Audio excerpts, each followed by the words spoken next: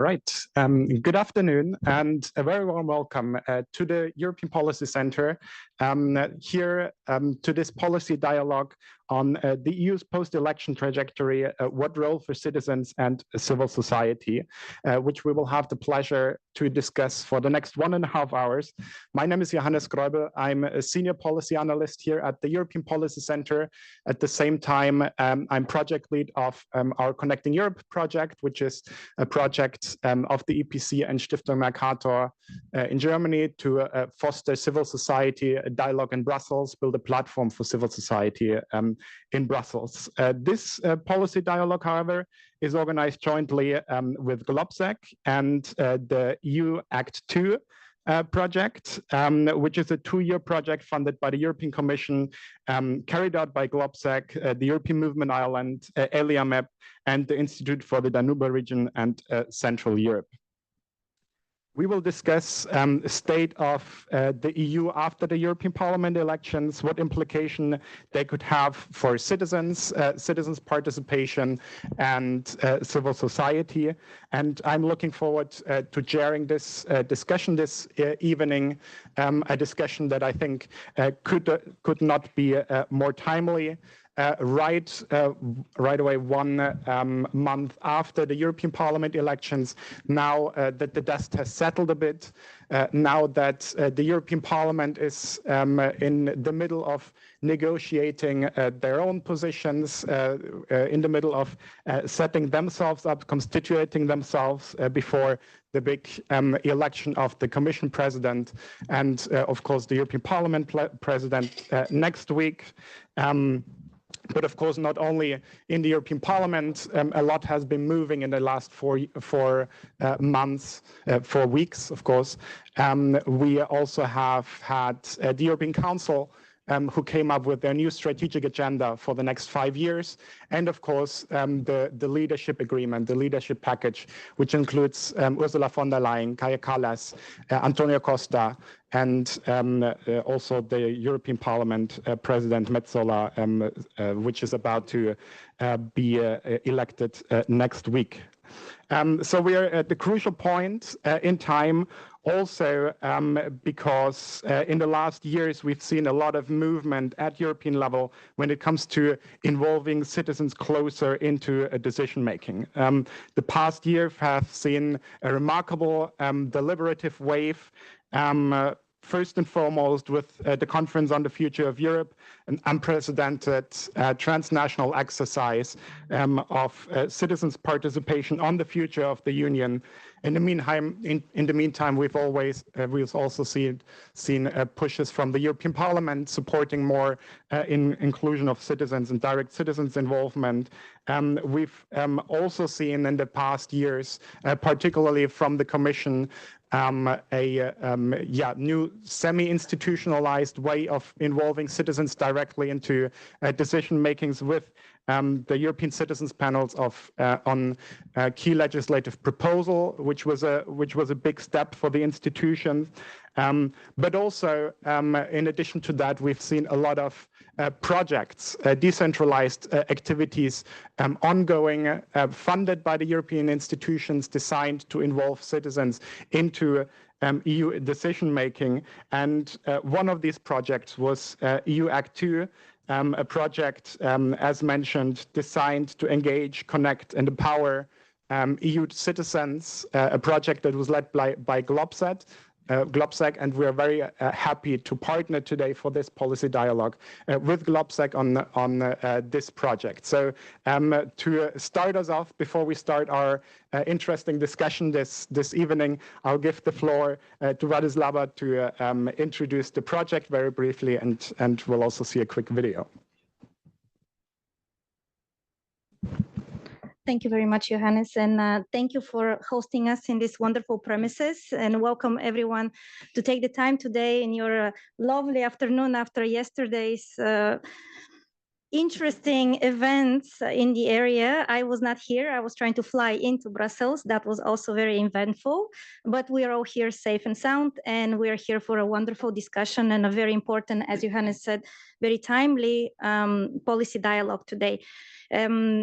Our project EU Act 2 was formed and has taken 2 years now to implement it. It is a EU-funded project, and we already, Johannes told us who are the partners. It's very, for us, important that our partners come from the east to the west and the center of the European Union. So we're talking about Ireland and Greece and Slovakia and Austria, and sometimes we don't think that these countries together can be looked at, compared and contrasted.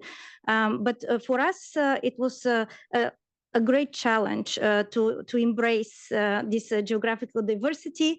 And we focus predominantly on young people, while citizens, but we focus quite a bit on young people. And allow me, before we show a 2-minute video for 2-year work, condensed in these 2 minutes, to maybe provide you with a couple observations. This is not exhaustive, but I think that it can start us to think a little bit and start the discussion right afterwards.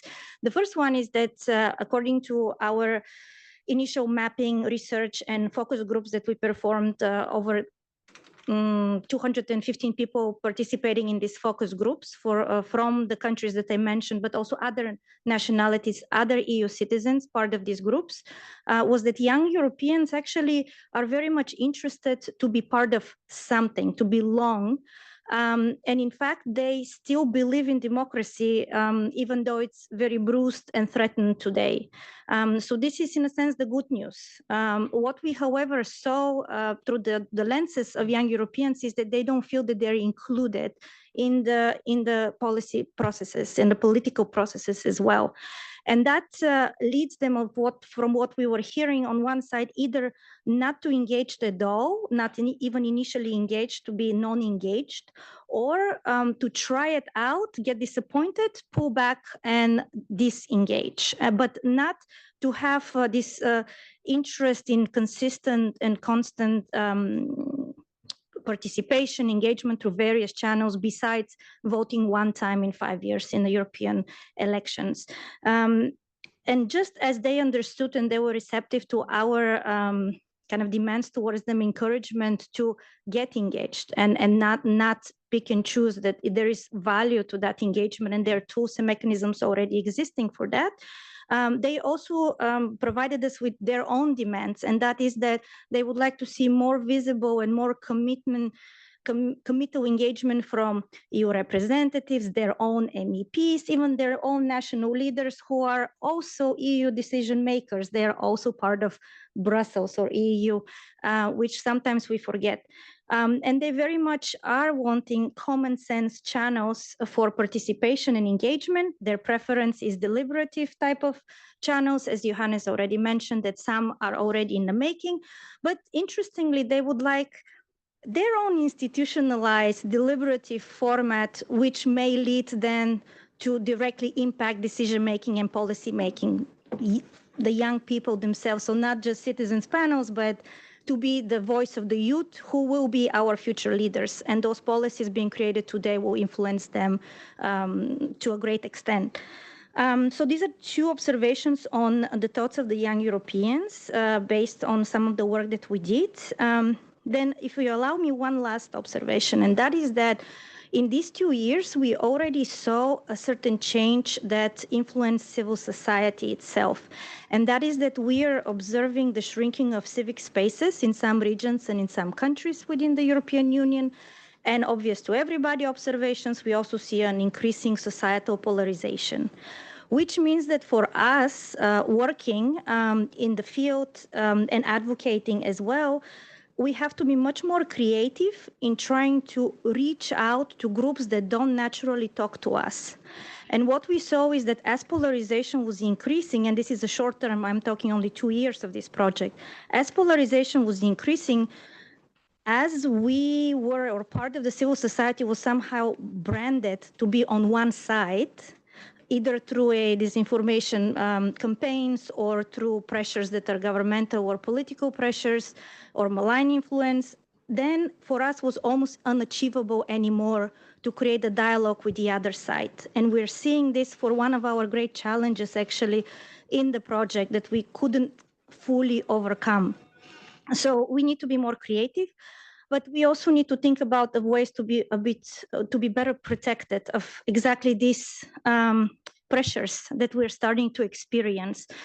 So we do need a support system among ourselves, but also other forms of support system. We do need the sustainable funding, because at the end of the day, it seems that our responsibility is even bigger now than it used to be, given these shifts of polarization and shrinking civic spaces.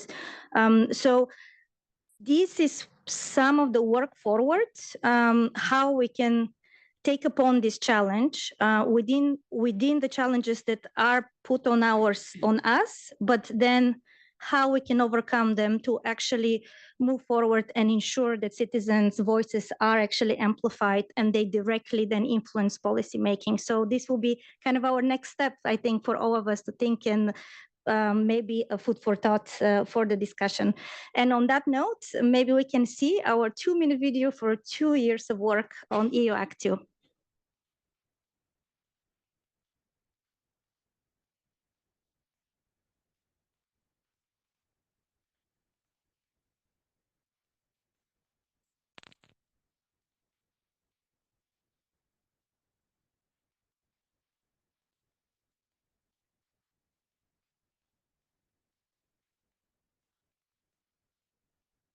There's a great music too.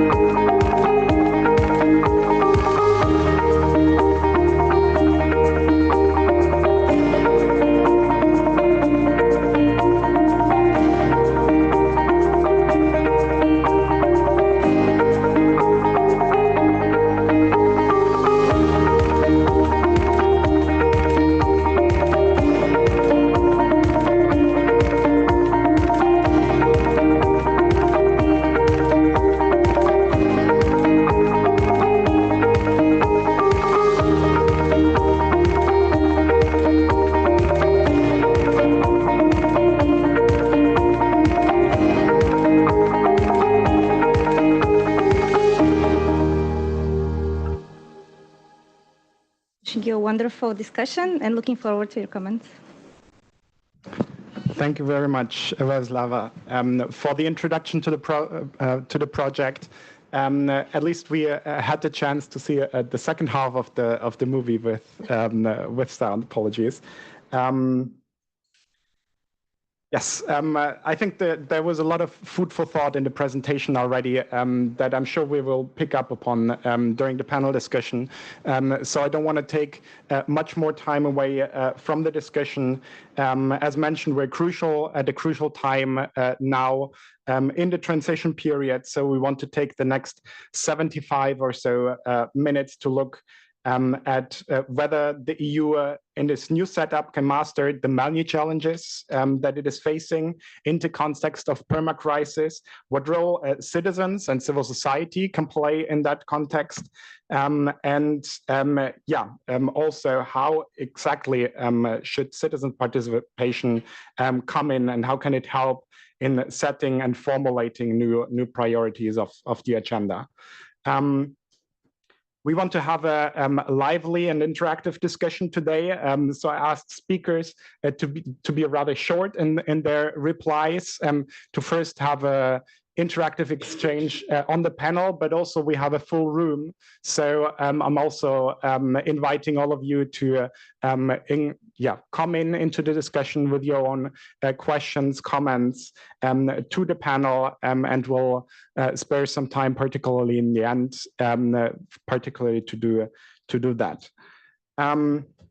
But with that, let's dig in. Let's dig into the topic. We decided to divide the session into two broad blocks. First of all, looking at the results of the election, at the new leadership, and what it will mean in general terms. And then in the second part, what is the impact for civil society, for citizens, for participatory democracy. And with that, I want to introduce you to our great panel. This evening, we have to my right, Antonella Valmorbida, who is Secretary General of ALDA, the European Association for Local Democracy. We have Noelle O'Connell, who is CEO of the European Movement Ireland and also Vice President of the European Movement International. And we have Apostolos Samaras, who's attorney at law and research fellow at the Hellenic Foundation for European and Foreign Policy, ELIAMEP, the last two organizations, the Repo Movement and ELIAMEP, were also involved in the project. So very happy to have you all here. Surely we'll have enough to discuss in this discussion. So I want to start maybe with you, Antonella, and give the same question to the whole panel, starting broadly in your view and view of the recent European Parliament elections. Do you feel confident that the new leadership that will take over can steer the Union through complex challenges that are facing us today? Thank you very much. Thank you for Globsec for the invitation, and to EPC for hosting us all. Well, first of all, responding to this question, we still don't know what is this leadership. So it's a bit early to say what is the leadership. We have the result of the European Parliament elections, which I think have not been entirely analyzed yet and understood yet, also because the very same night it was overshadowed by what's going on in France, you know. So, for example, by coming to this meeting, I'm Italian, and I said they may ask me what was the results of the election in Italy. So, my God, I don't remember, because it was completely overshadowed by what's going on in France. That took the whole scene. So, and we don't know, and there is still discussions, and there might be news about the European Commission and about the Council. That's true that there are these big names, but the whole composition of the leadership, and not only the top names, will influence the situation. Maybe what I can see is that maybe through these elections and the campaigns, we have seen that Europe is inevitable. So the people with the civil society, ALDA has projects similar to what is shown here. We have been addressing with citizens outside the political circle what is the European Parliament elections for them. And they said, the question was, do you think that this is important? And all of them said, yeah, this is important. And do you understand what it means and how it's the system? And they say no. So these two things usually generate fears. If you think that somebody is important for you and you don't understand it, mathematically it generates fears. And this is also in these fears that some political parties are finding their ground. But I would say that maybe two things, because I've been invited to be short, and this is correct to be so. I mean, can we really think that whatever is the leadership, we can see Europe capsize, and that there is more exit mechanisms? I would say no. But of course, there are options for what Europe we would like to have. But the Brexit style, I mean, I would say no. I mean, Germany exit, Italy exit, France exit. This is not really something that we would say seeing coming up. But now I would say there might be two scenarios and how this leadership will be at the end, because really we don't know what is the leadership yet, apart from the top jobs, but they don't decide everything. For example, today we are discussing about different groups in the European Parliament. Yesterday I was traveling from Paris and I said, but who are these patriots? Yesterday it was not, what is this? So I had to look in the documents and the last website to see who are the patriots, because it was the ERC, identity. So I said, where are they? So it's still very much moving, so it's a bit early. But I would say that there are maybe two scenarios which we can see ahead of us. And the scenarios is navigating in the status quo. Yeah, so this is the big conservative group, a little bit navigating in a status quo, and that might happen, you know, so not big breakthrough, but navigate. And Europe is very good at this. Navigating, which is already a big achievement. No, not something big, but a bit surfing. This is what the Commission is very good at doing, you know, navigating. Then there might be, of course, I am one of the persons who would like to see a breakthrough. So will they be great enough to make big decisions like the enlargement? Yeah, big story, Ukraine, the Balkans. So will this leadership be able enough to throw the heart over the fence as they did before? Not only the 2004, but also before. Spain, Portugal. Enlargement has always been to throw the heart over the fence.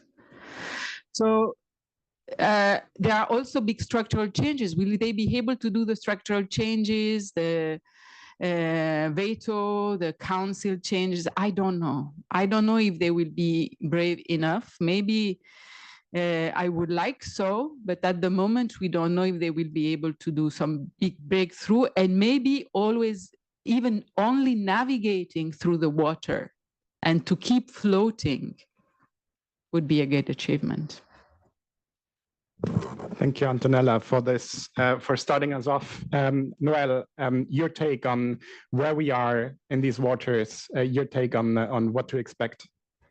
Well, thank you. And coming from Ireland, we're well used to water and rain. So a bit like Vladi, I was relieved to have landed in Brussels last night at about midnight after 3-4 hours delay. So it's great to be here. And thank you to Globsec and EPC for this opportunity.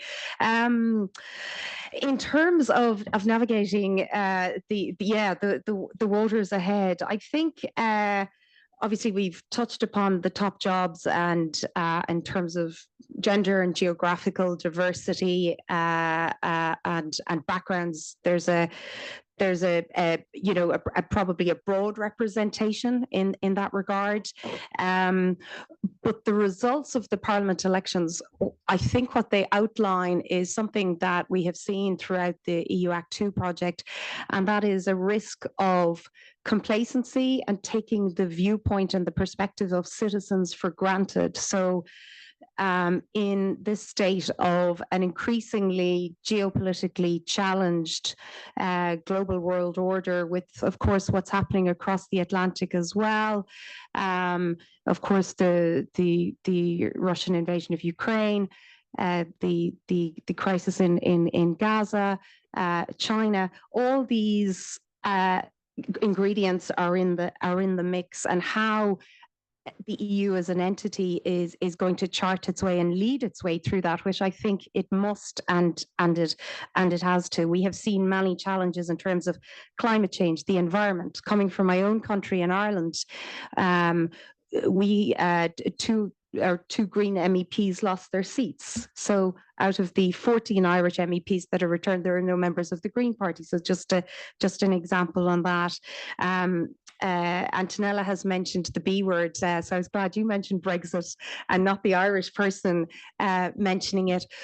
We have hopefully an element of stability in our nearest neighbour in the UK, but there are huge complex challenges facing the EU, and I think we're somewhat in an interregnum at the moment, and a bit of a pause until the positions and the top jobs and the committees and the political horse trading gets divvied up, but how the composition and the makeup of the parliament and the wider flavour and tenor of the discourse impacts at a European level. I think we're going to see more fragmentation, although support for EU membership, and I agree, I think the exits are hopefully off the table, but that doesn't mean we can be complacent and take continued citizen engagement and buy-in for granted. And I think that's where the leadership of the EU is going to have to be to the fore. You know, the shifting of the right, the very fragmented public discourse was something that that Vladi touched upon as well. We saw it in our own work on the ground as part of our voter registration work, and encouraging people to register and to vote and to make sure that they cast their vote in the elections. This was my third European Parliament elections in this role, and it was the level of debate in my country was the most challenging I have found. So, and I think that was only repeated, I'm sure, in many member states. So, I'm optimistic and hopeful that the EU will seize the challenge, but I think we are at a very difficult time. So, am I confident? Not as much as I'd like to be.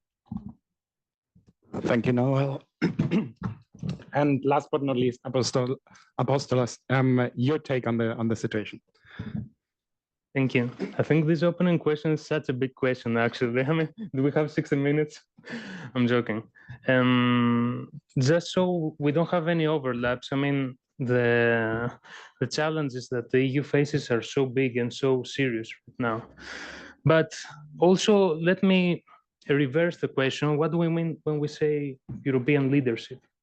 Because the EU is not a federal state like the US, there's no European government after the European elections. Still, we have major institutions like the European Council and the Council of Ministers, which are comprised from members that are a result of national elections. Sometimes I think that the European elections are even presented in its member state as a second-tier election. At least that's the situation in Greece, where the turnout was very low, historically low, at only 41%. So the abstainers for the first time in our history were more than the participants. Nevertheless, although ironically they're considered a second-class election for the member states, I mean, in national level, they can produce a very serious result, a serious political outcome, exactly as we saw in France. I mean, if we compare the anxiety we all felt about the French elections compared to the European elections, I mean, there's no actual comparison. And yes, the far-right parties increased their power in the European Parliament from 20% to around 24%. But still, the mainstream political parties are in control of the game. But even that fact can't assure von der Leyen, for example, that she will be the next president of the European Commission. So I think that the situation is quite unstable on several fronts that are also very important from the national side. And I will stop here, but I think we'll continue the conversation later on. Thanks. There's a few things to come back on. Particularly, I think the far right was mentioned quite a bit. Antonella, what do you think the impact of these three new groups? 24% of the new parliament will be far right parties. What will be the impact for the EU and the way ahead? I think that some interpreted the result of the election by saying, well, at the end, it was not so tragic because there is the first two big groups. I mean, we will manage somehow to get some votes in the right direction if they get together, even though this socialist group and the left group and the EPP are not necessarily voting in the same direction always. This is this kind of große Koalition, which is not necessarily easy all the time. On the other hand, even if technically the European Parliament makes some decisions collectively, the socialist groups and the PPA groups, but there is an immense representation from those who are interpreting Europe in another way. And they are not only those sitting here, they are representing voters. So the problem is not only the MEPs, is that in our countries, we have an immense population, like in France today, or others countries. That's the issue. Because when we say you have a leader that you are demonizing, I'm using the terms which are now in the socials, but it's not really him, the problem, or her. It's that there are a lot of people that are voting for them. Fortunately, in Europe, we are still counting properly the votes. Yeah, this is what happens. I mean, fortunately, we know that when we are casting the vote, this is going to be counted this way. In many countries where ALDA works, it doesn't happen. This is another problem. But these people are not only the MEPs from the far right, but they are representing Europeans. So I think that's also and that's why projects, or actions, I mean projects, but actions, we need to tackle this. Why are they voting this way? That's the issue. Why are they voting this way? So whether it is the person is called Orban or Bardella or whatever, the problem is another thing. Why the people are voting for such a message? So, and politics, and they will arrive on the table, even if at the European Parliament, somehow the big groups will accommodate, but they have their country behind. So it's going to be very difficult, and we have to address the problem at the source in our own countries, and that will be the issue. That will be the issue. So Noelle, I'll pass on the question to you. How and why are they voting in that way? I think that's the big question. How can we find a different way and a better way to communicate with citizens, communicate with those who have moved to the far right, because the share is quite considerable, right? Yes, absolutely. And I think, it goes to the challenges around a growing sense of disconnect between elites and citizens, and also a demonizing of the other. So we can't other the 24%, and how do we engage with them? I think through initiatives like the Conference on the Future of Europe, I was fortunate to have been elected the Irish National Citizen Representative. And I was really, really struck during that process. I come from a country that has a really strong track record of participatory democracy that that has helped us through citizens' assemblies, through these participatory democracies, through communications and engagement, deal with very challenging, complex issues with everything from marriage equality to climate change, to gender equality in our constitution, and to the role of the future of Europe. And as part of the conference on the future of Europe, I always think of one of the Italian participants, actually, who at the start of the process was what I would have considered quite critical towards the EU. And at the end of it, as the journey went through, as we did our working groups, we debated in the plenaries, met the MEPs, the commissioners, etc.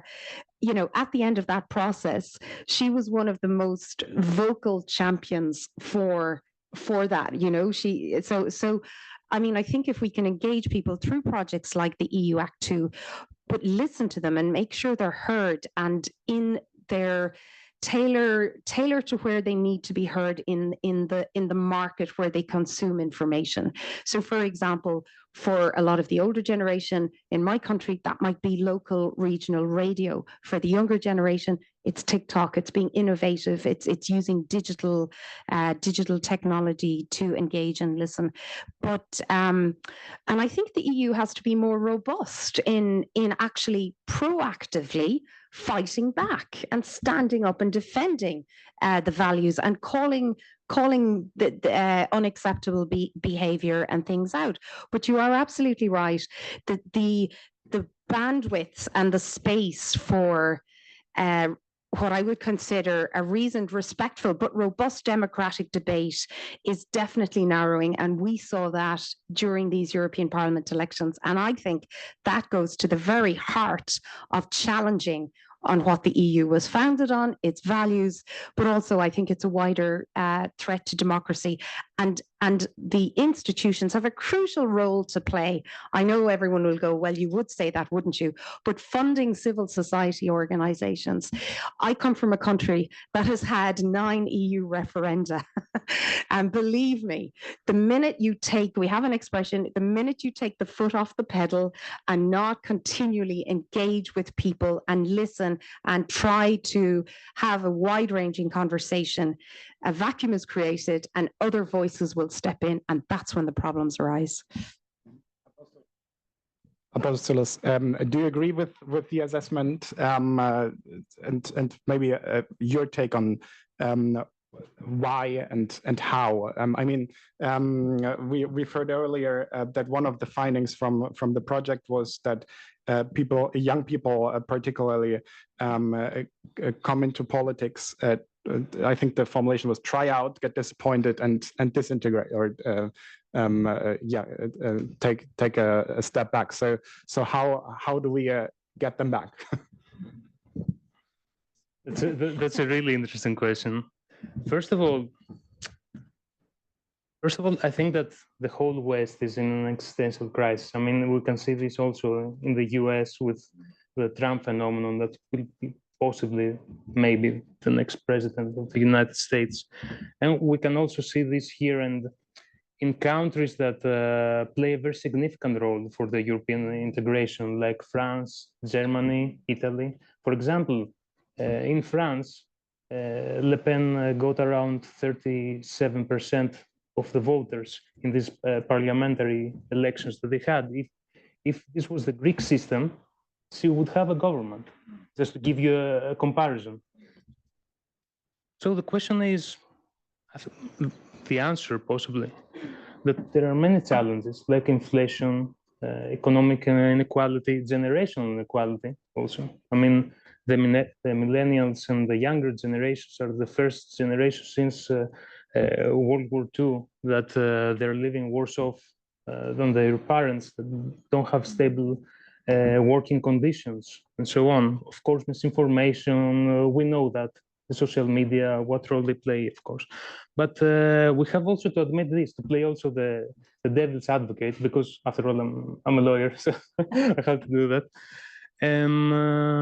Sometimes the populists address the right questions. Of course, they're lying because they want to have something catchy to say, to appeal to the voter, an easy solution. like you have to blame the immigrants because you don't have a job, for example, or things like that that are completely inaccurate. But nevertheless, they can easily appeal to an audience. So they have this talent. And I think that the mainstream parties sometimes fuel the populist parties. For example, when they promote legislation that is unfair or not close to the citizen. For example, we're talking about rule of law in the EU. The EU values are not something, just something good to say in conferences and conversations and dialogues. They're EU law, actually. The EU value, you will find EU values at Article 2 of the Treaty on the European Union. So it's a legal basis for regulations, directives, and so on. To give you an example, we have a regulation about rule of law, the conditionality regulation. So the question is how it has been applied up to now. Or do we take step backs when we have to negotiate, for example, when the EU tried to open the accession negotiations with Ukraine? Do we remember what was the stance of Orban and Hungary and how it blackmailed, in a way, these accession negotiations for some funding that was frozen exactly because of breaches of rule of law? So we have to decide at some point, the EU, I mean, if it will be a union of values or everything will be under negotiation under the right terms. So I think, and to give a final example, sorry for that,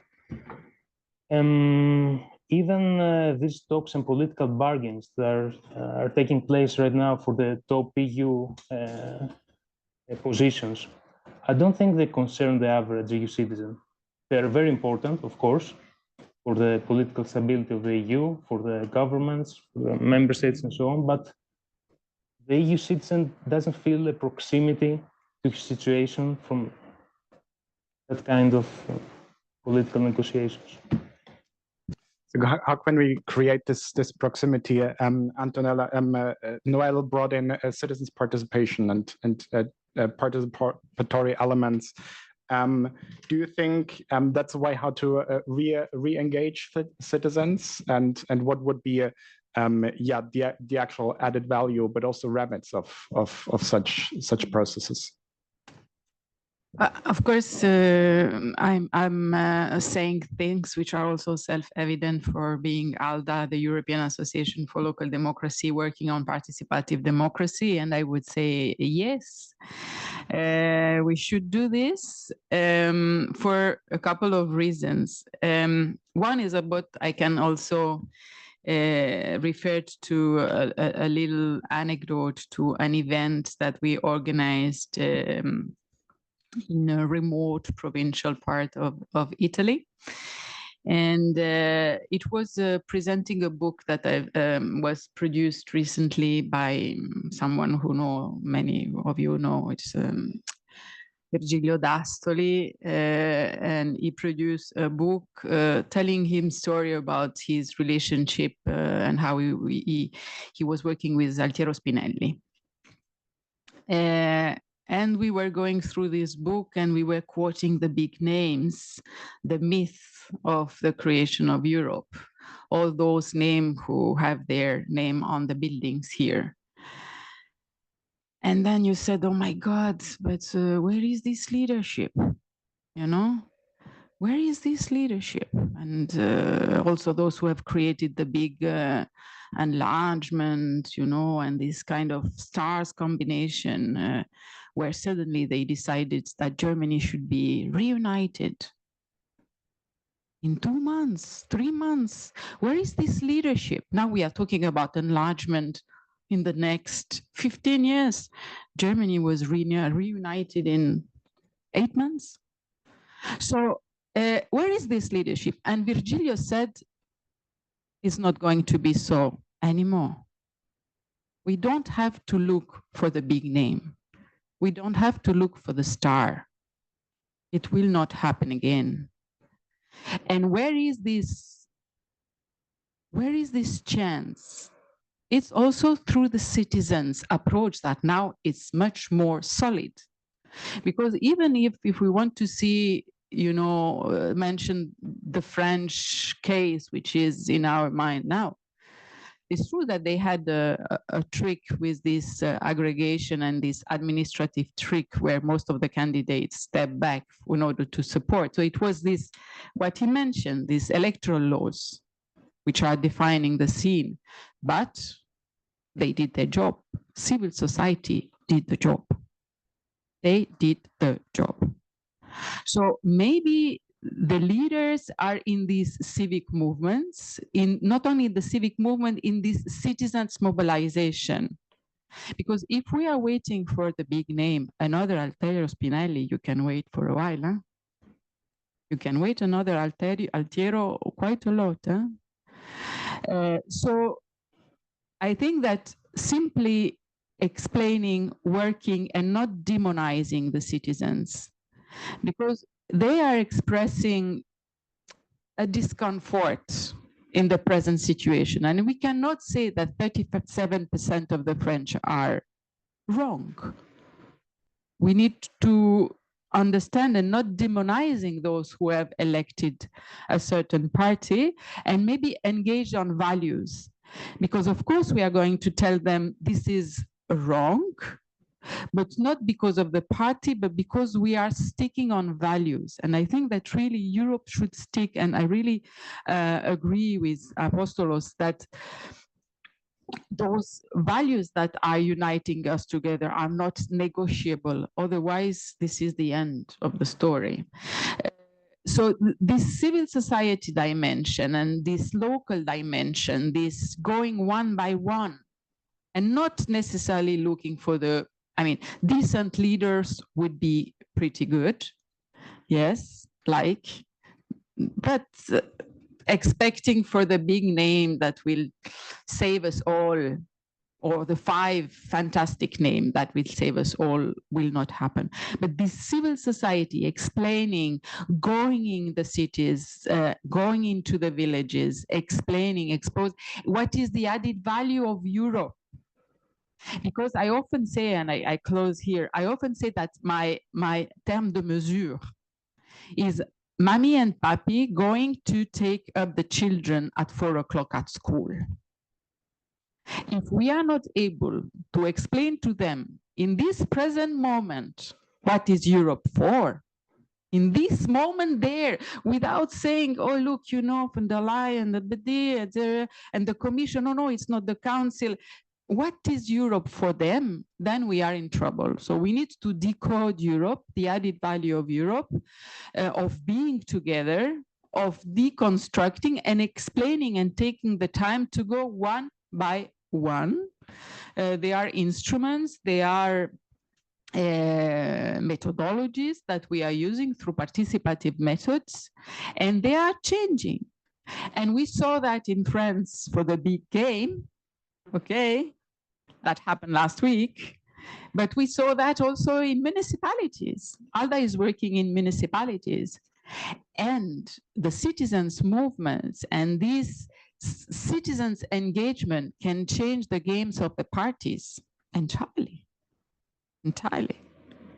So we need to valorize this citizens' approach. I think that EU has done a lot from that perspective. We managed to have this, and we are together in some initiatives. We need to do more, invest on this, invest on the mechanisms that you can consult, inform, and not top down, but bottom up.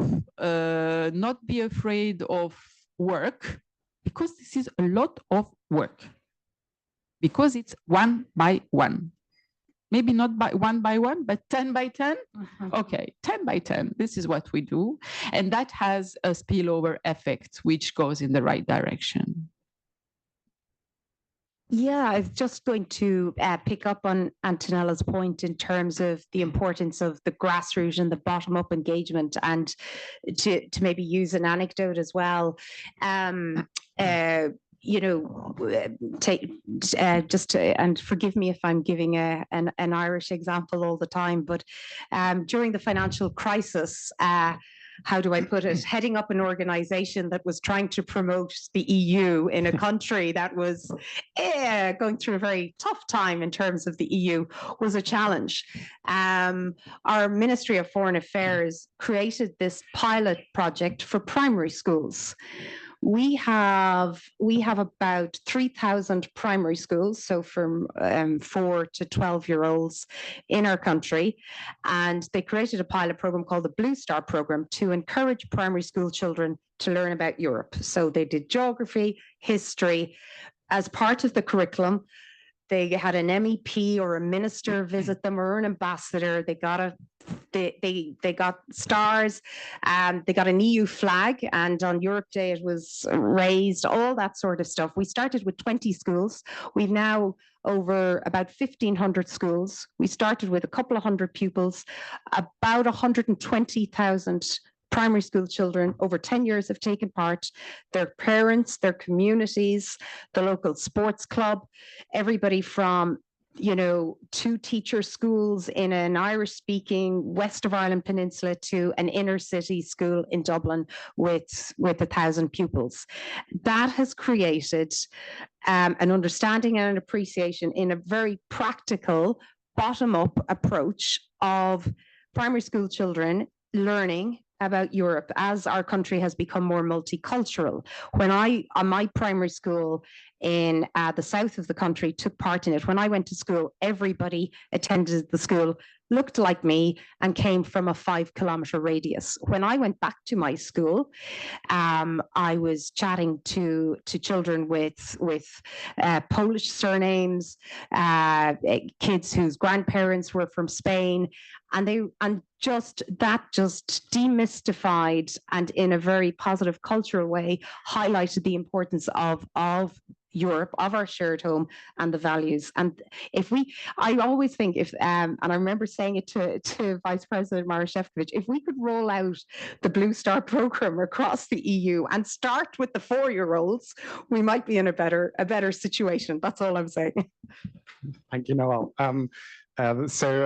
We've heard now, although there have been quite a few developments on European level, it always starts on the local level, right? And it's there's particularly Apostolos, the added value of organized civil society also coming in and supporting that process. At the same time, however, we see across Europe that civil society has it more difficult, that there's shrinking spaces for civil society. How can we create a climate for civil society to engage and continue to engage in this moment of shrinking spaces? Thank you. Actually, I agree quite a lot with Antonella and Noelle, and their observations were very useful indeed. Also, EU was quite unpopular also in Greece during our financial crisis. I can assure you about that. Even during the national referendum we had in 2015.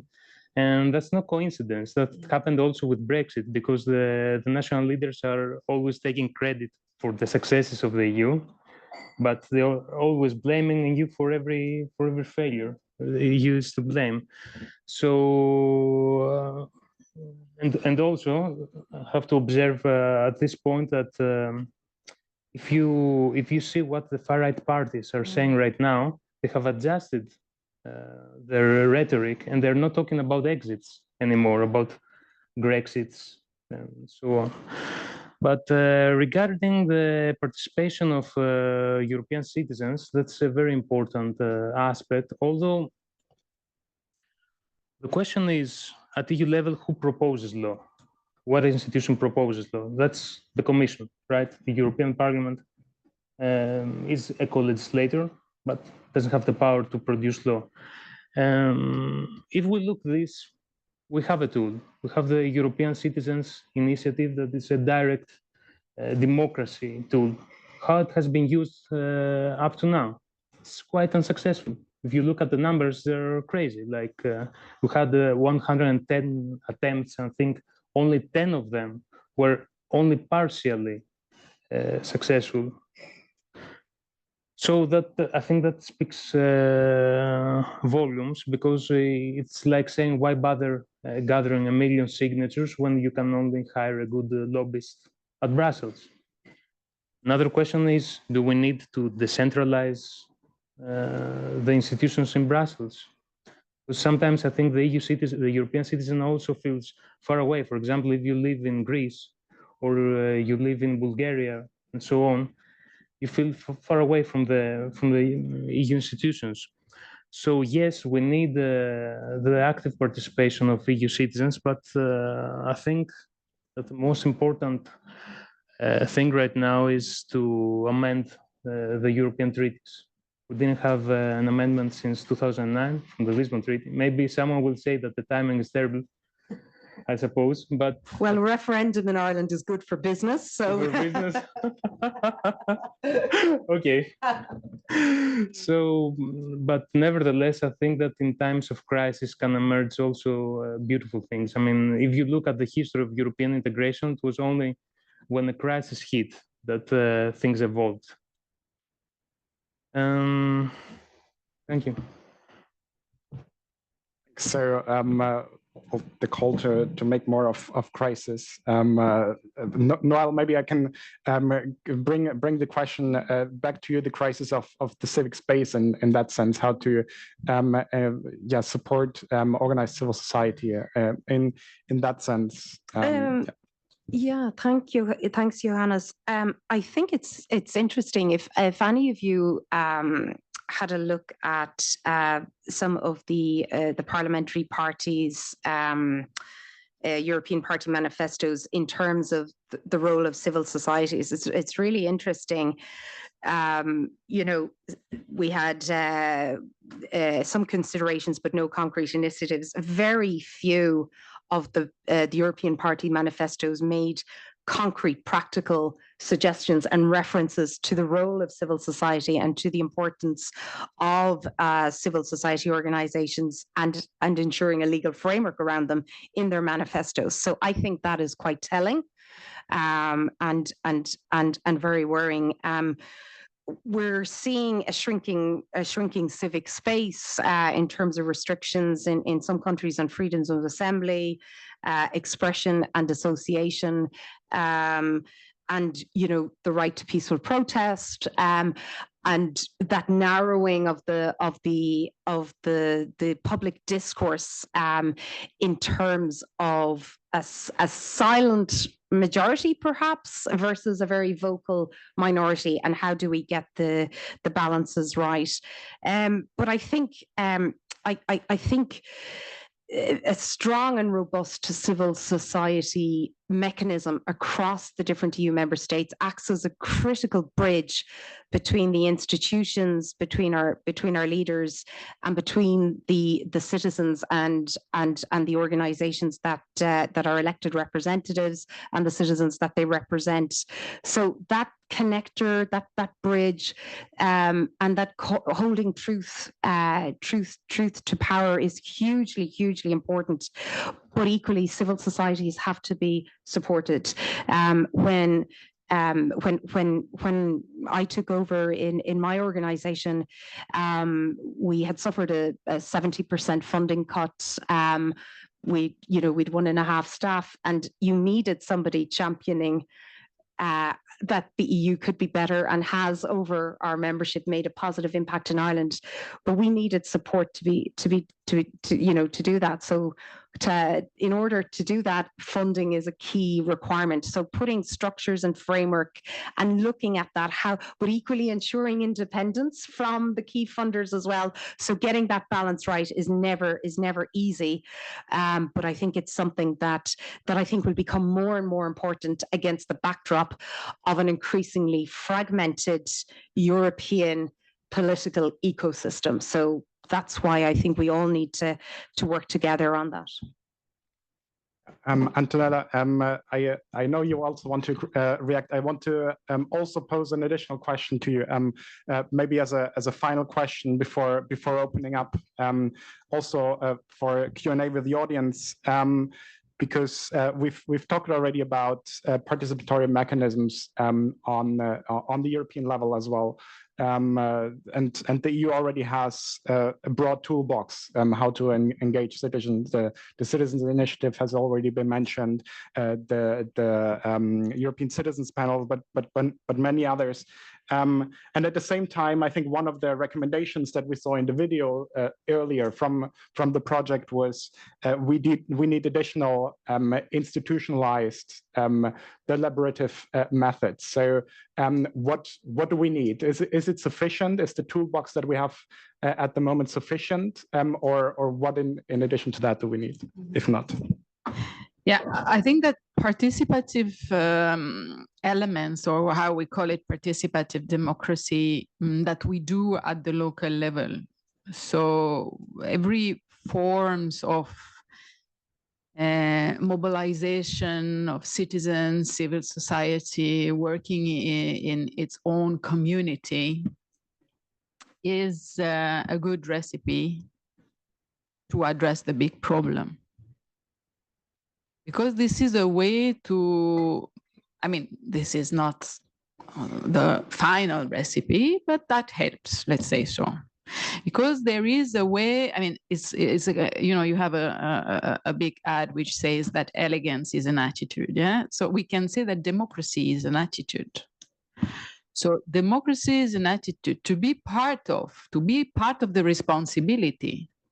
So this participation that you are activating at the local level with the municipalities, you know, creating committees, assemblies, sometimes it's work, sometimes it doesn't work, sometimes it's super nice, sometimes it's not super nice. But this foisonnement of things, it's part of democracy, so that you are not, you know, sit back and relax and you have the big name who sorts out. This is what the East is experiencing. Yeah, you have your, you know, the Putin's name, whether he's Putin or somebody else, he knows what to do for you. Yeah, he knows. Sometimes he's not so nice, but he knows what to do for the kids.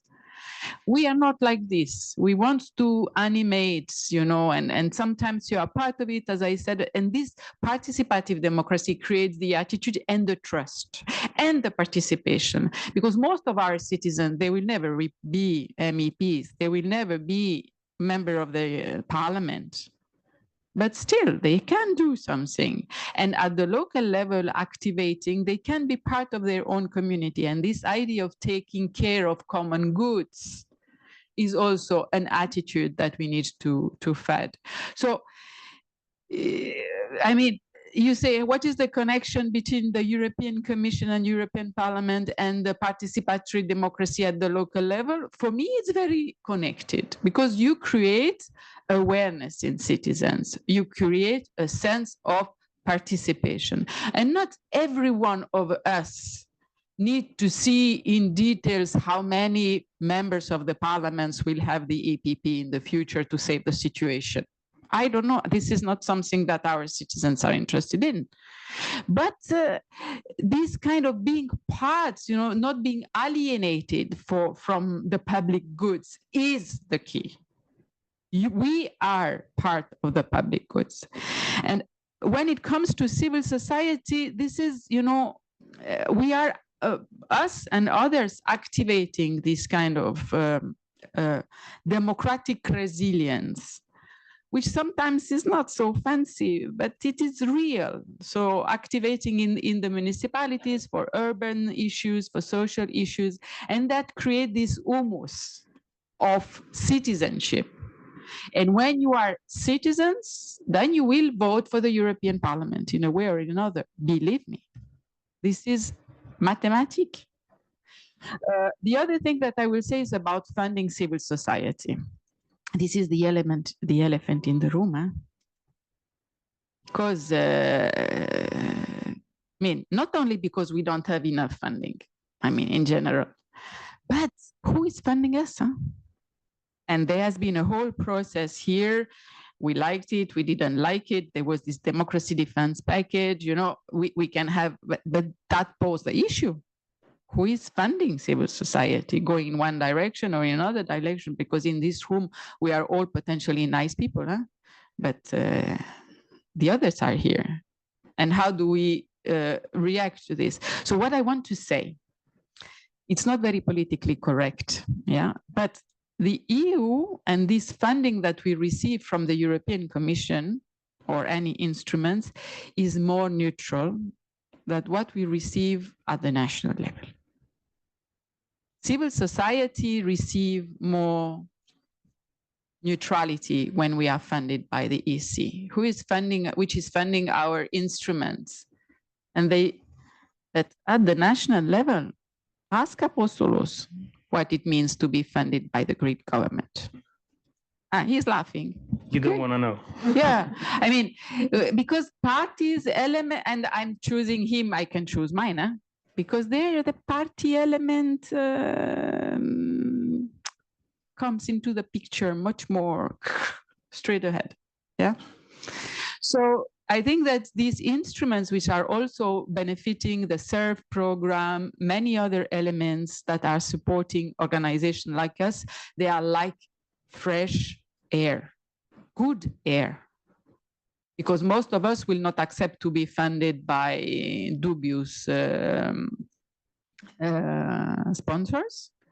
So the more we have, the better it is, not only because that helps us to fund a colleague who is working on voluntary basis, but because it's fresh and it is more independent, and that will go in the direction of decode Europe, explain Europe. I mean, at the local level, go and ask us support from an Italian region. Huh? They have money. You will be screened. Yeah.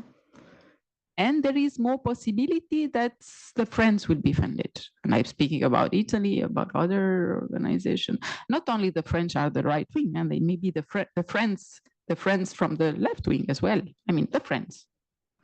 So maybe the EC has the possibility through these instruments, through the funding that we receive, the fact, for example, and I conclude here, that this consultation with civil society is not only the SERV, we have to do this, but this is a cross-cutting element in all the EU policies, which is actually the Article 7 of the Lisbon Treaty, or 17, now I don't remember, which says that there needs to be consulted. You need to consult the EU policies with citizens. That has been declined with the ECI, and then, of course, magnified, to use an improper word, through the Conference on the Future of Europe. But this is horizontal elements that all the EU policies should be discussed with citizens in a way or in another, and that opens big opportunities for civil society to be funded, fresh, and going in the right direction. Thank you very much, Antonella. I'm looking in the room if there's immediate questions. Yes.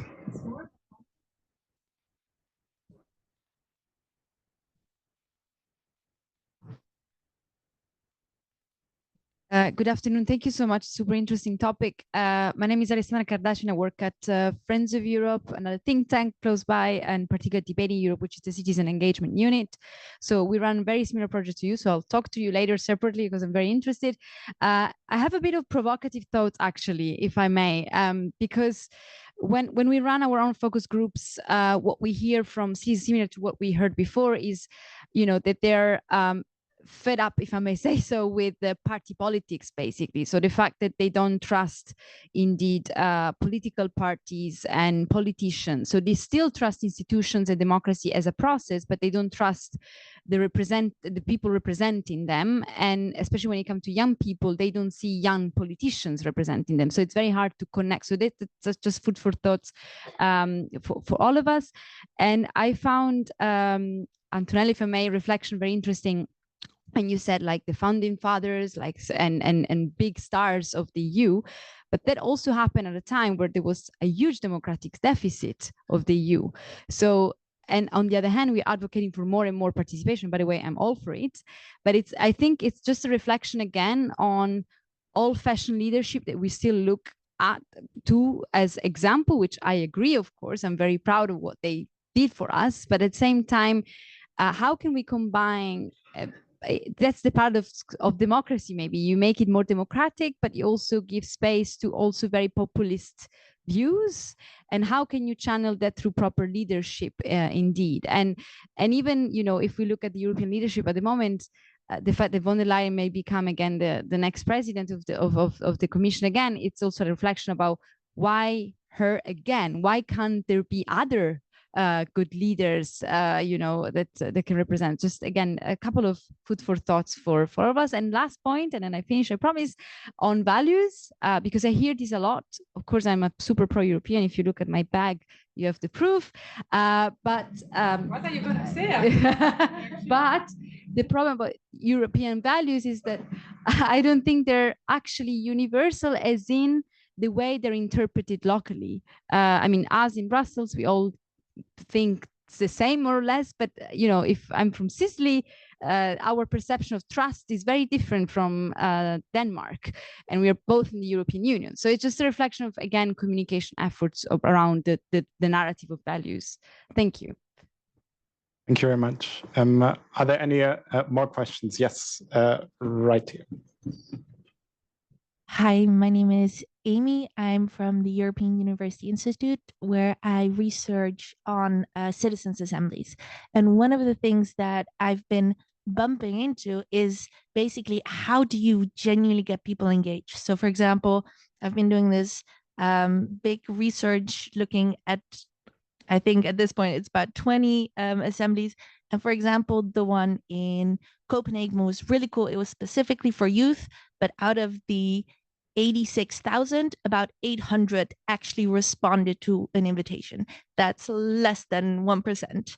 Then here in Brussels, they have this really cool project on a permanent citizens' assembly, but also about 3% actually responded to an invitation. So even if invitations at a local level are sent out and people don't reply to it, how do you get them engaged?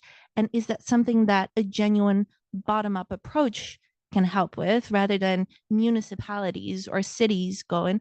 And then how, if that doesn't happen on a local level, how can we think that that will happen on a European level or a national level? Thank you. So how do we get people engaged? There is a third question. Maybe we take a third question, and then when I give the floor back to our speakers. Thank you very much. It was very interesting. My question has to do, my name is Despina, and I'm a young European ambassador. And my question has to do with the issue of legitimacy, especially when it comes to the citizens' initiative. Because you said before that many of the initiatives actually failed, and I know that a lot of them failed because it didn't adhere to the framework that needs to be there in order for them to get accepted. And then the other question is that of the legitimacy, because when we go and vote for somebody and then they make decisions is on behalf of the people. But when it comes to citizens panels or civil society, they're not elected bodies, even though they may be representative. So yeah, I want to ask, because in constitutions, there is also like this barrier. How can we address that? Thanks. Thank you very much. I'll give the floor back to our speakers, maybe starting with Apostolos and then going back there. There were the 3 points. Are we post-party politics? Then how to get people engaged, and the question of legitimacy. And at the same time, I'm looking around if there's any additional questions or comments. Please. Thank you. About legitimacy, yes, I think that first of all, I have to admit that in my view, to be pro-European means that you can also be critical about the aspects of the EU that can be improved. For example, if we look at the European Commission, usually we have the president of the European Commission is elected according to the famous Spitzenkandidat process. This was not followed back in 2019, just to give you a hint. So maybe we need actually more democratic legitimacy regarding the commissioners and the College of Commissioners. But these are all issues that can be addressed in a future revision of the EU treaties. And what was the next one? I kind of forgot. Party politics and how do we get people engaged? first of all, to get people interested, you have to make them understand how much the EU influences their day-to-day life. To give you a short example, we hosted an event at ELIAMEP before the European elections. Everyone was shocked when I told them that around 70 to 80% of the national legislation, and this applies to all member states, is actually EU legislation. They didn't know that. If we look at the participation in certain countries, in Greece it was 41%, in Croatia it was 29.5%. The average citizen doesn't understand that the EU is something that influences its life, whether he likes the EU or not, that it's something important that influences his day-to-day life. And there is also, because it's also the era that we're living. It's some people call it the post-truth era, the metapolitics era. For example, if we look at the recent debate at the US between Trump and Biden, nobody talks about the issues that they were discussed. They're talking about the image of Biden, right? So, I mean, appearance matters more in some instances. For example, we're talking about this before the event. There is a Cypriot MEP that was recently elected with around 20%, 24 years old, YouTuber and so on. When he was elected, he said, I know nothing about politics. I don't have a clue. So this shows you something, how citizens perceive today's politics. And yes, I agree, there is much mistrust to the traditional institutions, even to civil societies, especially in hard times, like when the country faces an economic crisis. And how you can make I think that the only way to make the citizen more interested is actually to show him how important is the EU for his day-to-day life. Yeah, just, I mean, on that, I would say WIIFM, what's in it for me?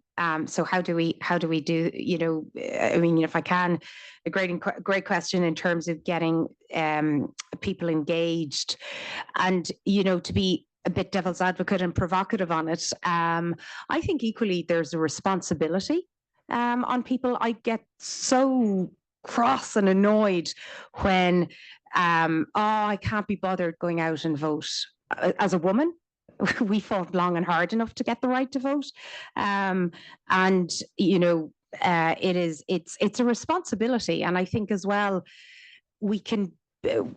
That's on everybody, and that's on young people as well. In terms of, I hear your challenges in terms of getting people to engage on the citizens' assemblies. It was interesting. How one suggestion I would have of doing it is reducing the numbers and getting a more committed, longer process with a clear end goal and a name. So I'll take the Gender Equality Citizens Assembly that we had in Ireland. 99 citizens committed to that. They were randomly selected, so you had everybody from grandparents to young people. And the end goal was that recommendations were going to be submitted to our national parliament that looked at the issues of gender equality in our national constitution. There was a very clear end goal, end game. Now, did the government take on board everything that came out of those recommendations? That's another story for another conference, perhaps. But there was a very clear process and a purpose, and I think managing expectations. So rather than focus on the 80,000 and the 800 people who turned up, maybe you just go, we'll aim for 100 people. This will be the process. I don't want to use the word bribery, but can there be elements of, you know, you'll get some collateral, some merchandise, or you're doing something for a greater cause, but I think there's a responsibility on everyone, and young people have to face up to that, because they're they're really the ones who are going to be driving this forward. On values and trust, absolutely. I would be a big believer in subsidiarity. What works in beautiful Sicily may not necessarily, be the same for what works in Ireland, and the EU cannot be blanket prescriptive on everything. And I think that was a big challenge that countries like Greece, like Ireland, that we faced during the challenging times.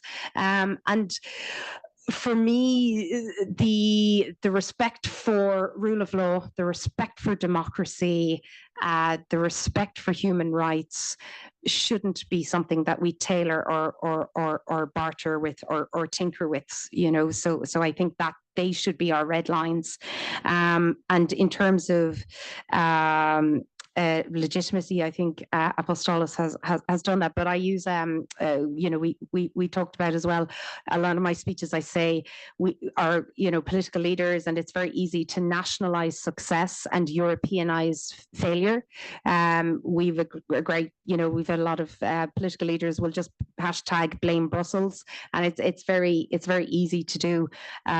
But it's something that we have to equally continue to ensure that our elected leaders at a European level, and I take Antonella's point about the big great figure. Maybe we need a big great female leader. Maybe that's what we're calling out for.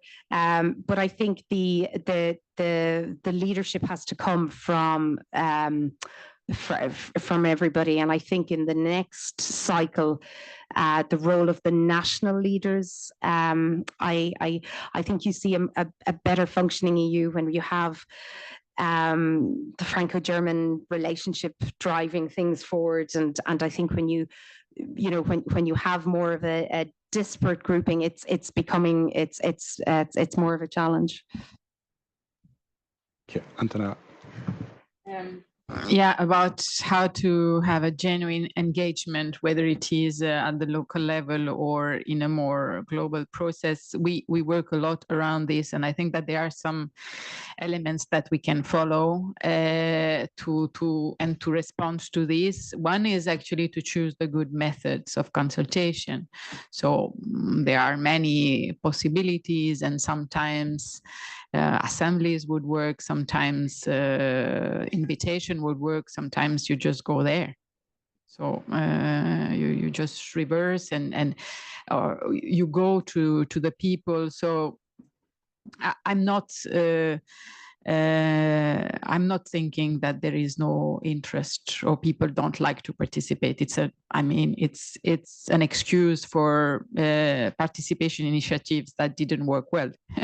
So you say, well, they are not interested, they don't come. And no, I mean, we need to reflect on how you are consulting them and how you are engaging. So modalities, choose the good modalities of consultation or engagement. Another element which is also topics oriented. Many of us like methods, many of us like politics, many of us like institutional job. Most of the people don't like these things. They are not interested in our éducation politique. So we need to be topics oriented youth, and this is one of the results of the elections and why we had more 12% in below 25 years old. They are interested in environment. They are interested in topics, how they are driven by topics and not necessarily by methods. Another element is many methods. I mean, this is also what we try to do at the local level, but maybe also something to suggest at the European level. Many methods. So to create also not only one shot, and that should work, because if you don't, you don't have any plan B. Another element that we do a lot in participatory democracy is that, and that comes to maybe this issue of legitimacy. What kind of legitimacy as a participative process? Because, and this is what the politician will say, we have been elected and 75% of the population voted me, while these participative methods represent 3% of the population. So what are we talking about?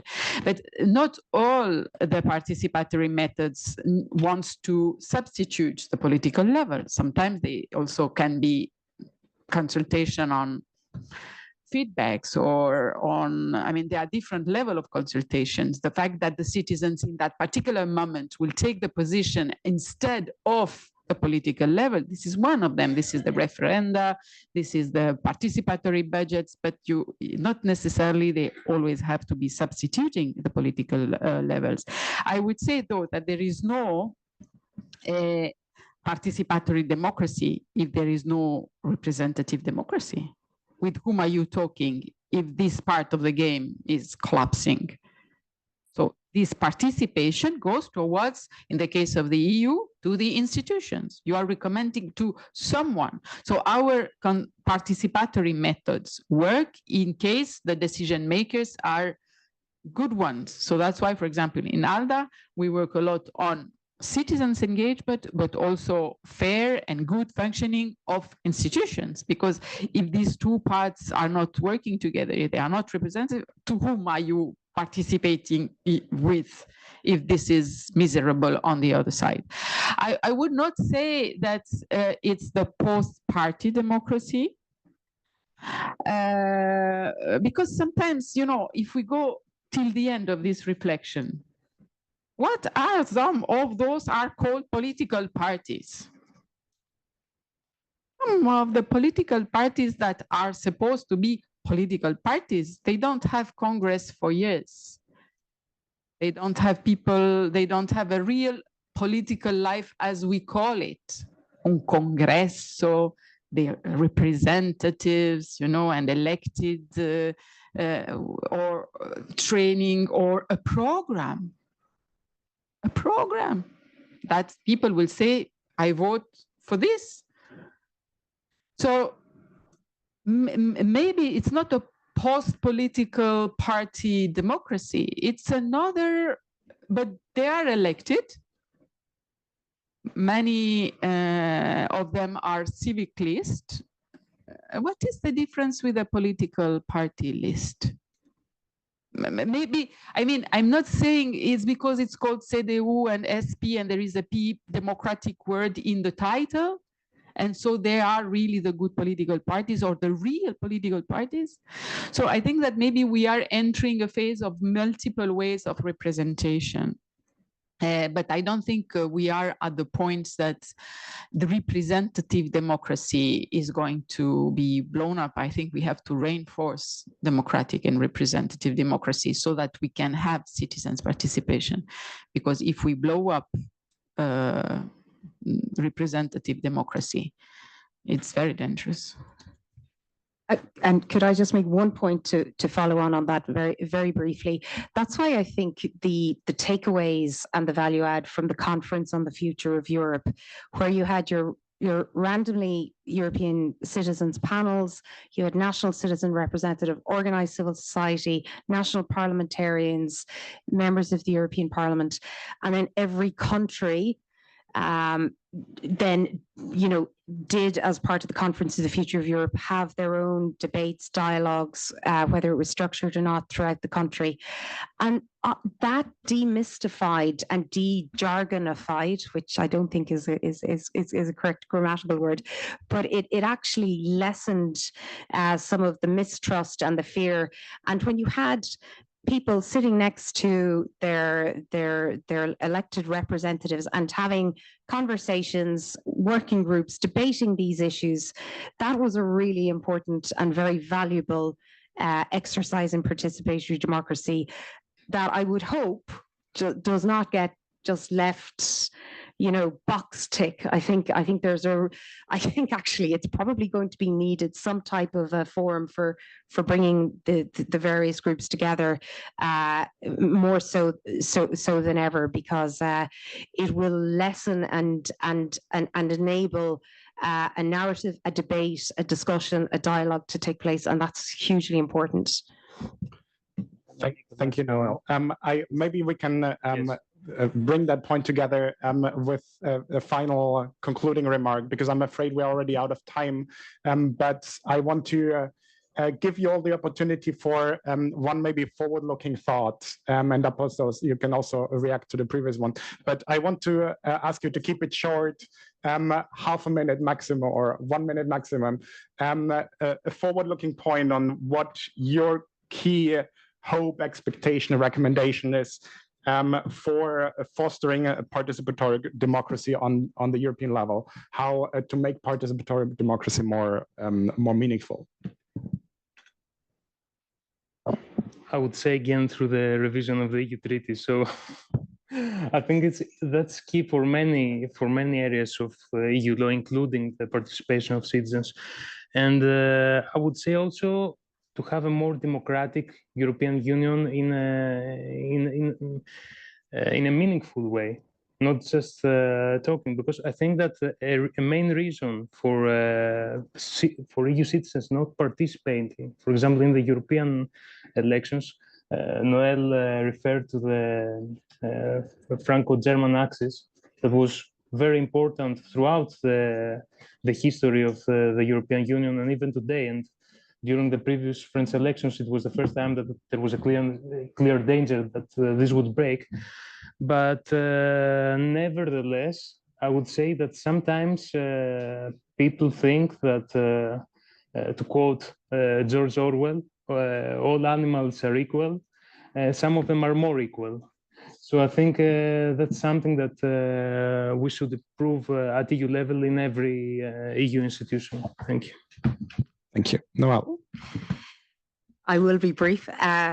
We have to not only defend democracy, but we have to actively promote, cherish, nurture, and champion it.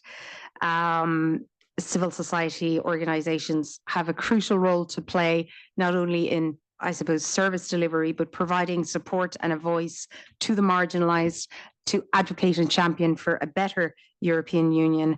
And we need to all strive to work to achieve that. I would say maybe two things that through our work empowering civil society approach and this dissemination on following up on the EU work and this European message, because that's the framework also of our work today, I think we should pay respect to every citizens in the EU. And there is no, we should not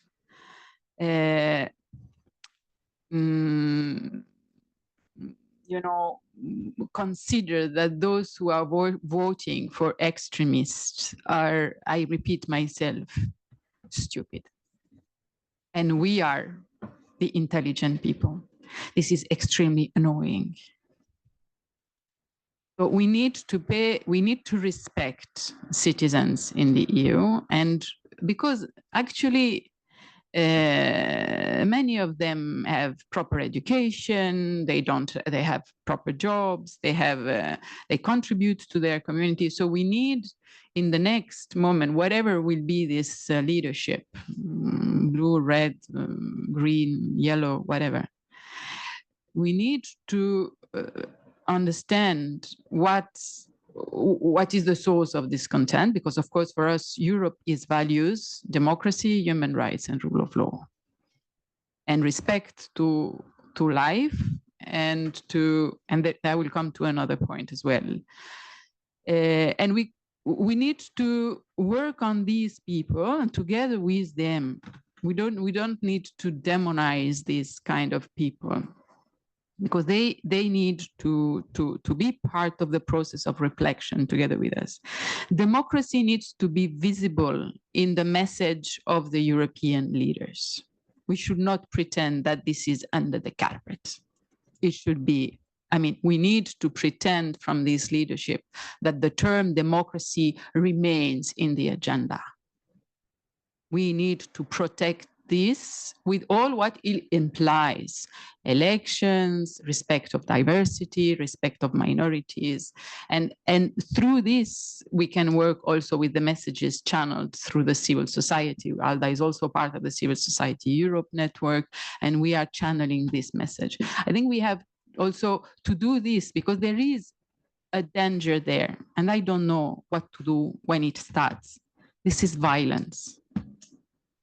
Because democracy, the way we intend, we are, I don't know, to throw the, I'm sorry to throw this stone at 6:05, but when violence starts, what do you do? What do you do?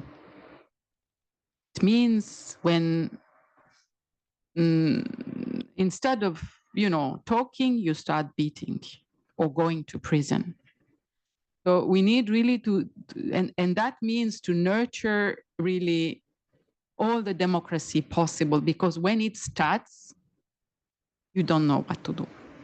We have no possibilities. Violence, different problems between judiciary and governments, when you have these, when the democracy is over. So we need to nurture democracy. We need to have it in the next agenda written on paper, whether it is the European Parliament, whether it is the European Commission, a commissioner for democracy, a portfolio, and really something which will be visible. Europe is not only a market, it's a guardian of democracy. Thank you very much, Antonella. And with these words, I'll close the session. I won't even try to summarize our debate today because we covered a lot of ground. What I want to do is say thanks to our partners from Globsec for co-organizing this event. You will see that there is a QR code at the wall, and we want to ask you to participate in the survey that you will see there, which is very important for us. Also, I wanted to say thanks not only to our partners, but also to our three phenomenal speakers. Thank you very much for taking the time to discuss with us today. And finally, of course, to all of you, to the very engaging discussion. We're at the start, only at the start of a new cycle, of a new political cycle, and we'll try to make sure to continue to work on this topic also over the next years. So you will hear from us, and we hope to welcome you very soon again at another occasion to another very engaging discussion. Thank you very much and have a good evening. Thank you.